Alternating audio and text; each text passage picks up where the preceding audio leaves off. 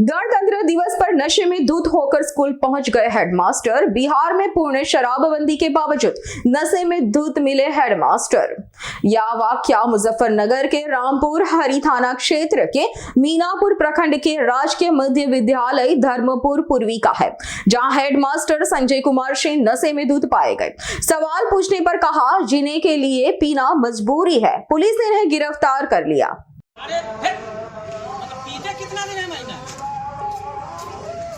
अरे कितना दिन पीते हैं? सर मैं बोलना चाहती हूँ, आप लोग जो बोलिए न बोलिएगा तो अलग जाके बोलिएगा। मजबूरी है मेरा, तो मजबूरी है, पीना मजबूरी है। बस आए यही मजबूरी है सर, पीना मजबूरी है। जीने के लिए और कुछ। और जीने के लिए नौकरी जरूरी नहीं है। बच्चा का भविष्य नहीं है जीवन।